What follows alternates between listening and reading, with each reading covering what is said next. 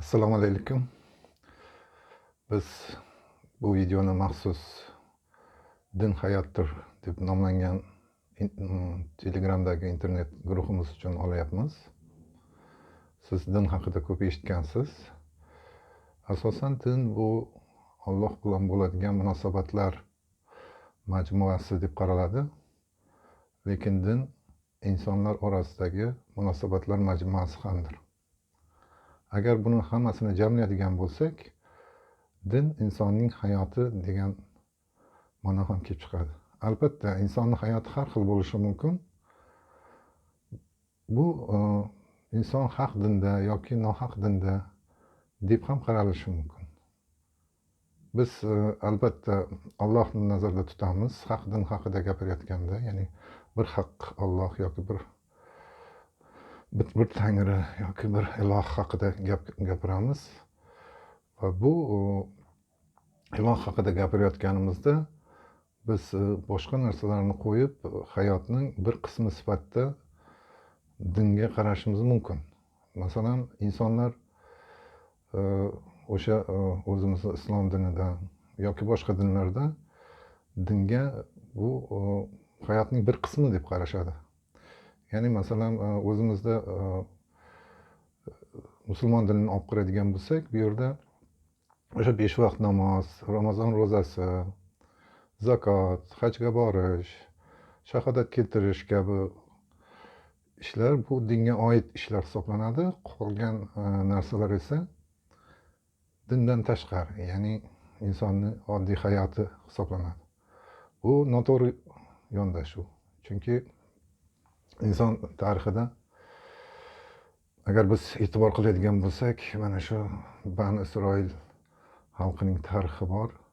Bu tarixda juda ko'p marotaba nafaqat ayrim insonni, balkim butun bir xalqni, to'plumni hayoti, ularning Alloh bilan bo'lgan munosabatiga bog'liqligi juda ham yaxshi ko'rsatib berilgan. Shuning uchun biz Rabbimizni hayotimizni hech bir qismidan chiqarib tashlamasligimiz kerak. Demakki, hayot masalasida shug'ullanadigan har qanday inson dinga taalluqli gaplarni gapirishi mumkin. Men nima uchun buni gapiryapman? Sababi dinda juda ham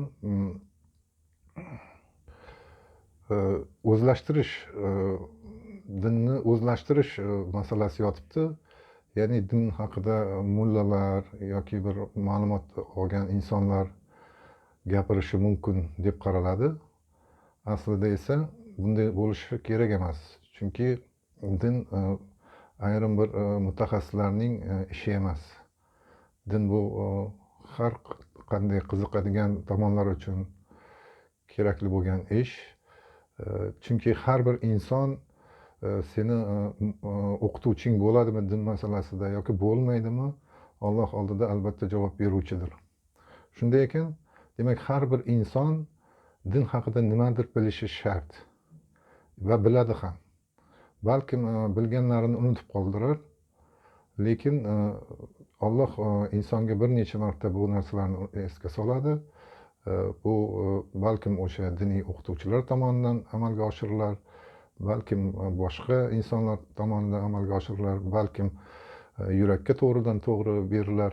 Qanday bo'lishidan qat'iy nazar, inson dinga bir necha marta qaytadi va shu dinga ya'ni Allohga bo'ysunish, Allohga sig'inish, Allohga ibodat qilishni o'z hayoti tarzi qilib oladi.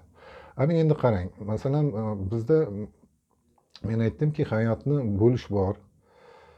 Diniy qismga va dinsiz qismga. Agar biz bir Yevropa mamlakatlarini ayrimlarini olsak, u yerlarda insonlar o'sha qilayotgan ishlarini Alloh uchun qilayotganligini yoki insonlar uchun qilayotganligini, insonlar esa Allohning bandalari ekanligini nazarga olib, har bir ishini Alloh roziligi uchun qilishadi.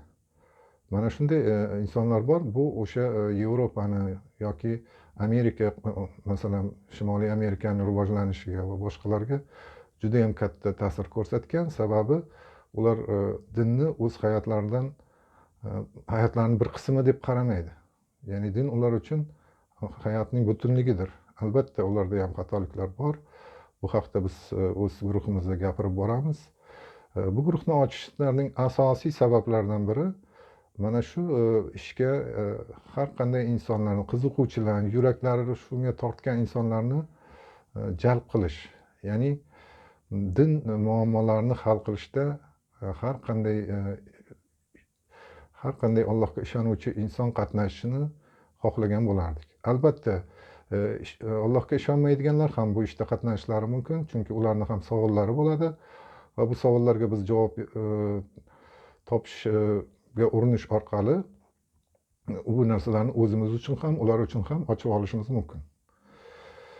Menimcha bu guruhda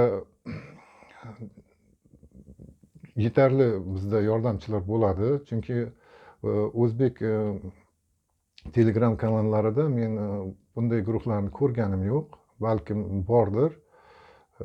Nasib qilgan bo'lsa, ular bilan ham birga ishlashamiz. Lekin asosiysi shu guruhda har tomonlama dinlarga bo'lmagan holda, ya'ni masalan ibroniy dinlar deymiz. Masalan yahudiylar dini, xristian dini yoki musulmonchilik, bu dinlarni bir-biridan bo'lib tashlamagan holda umumiy qarash va ularning umumiy merosidan foydalanish masalasi ham ko'tariladi. Menimcha bu ishga kiradigan odam, bu ishga qatnashmoqchi bo'lgan odam albatta Allohdan keladigan haqiqatlarga ochiq bo'lmog'i lozim. Biz haqmiz deb turib olish bizni bu muloqotimizga yarashmaydi deb qarayman, chunki bunday yo'l tutish yaxshilikka olib kelmaydi. Bundan keyingi muloqotlarimizdan yaxshi natijalar kutib qolaman. Shu bilan birinchi videomiz yakuniga yetdi. Alloh ishimizdan rozi bo'lsin.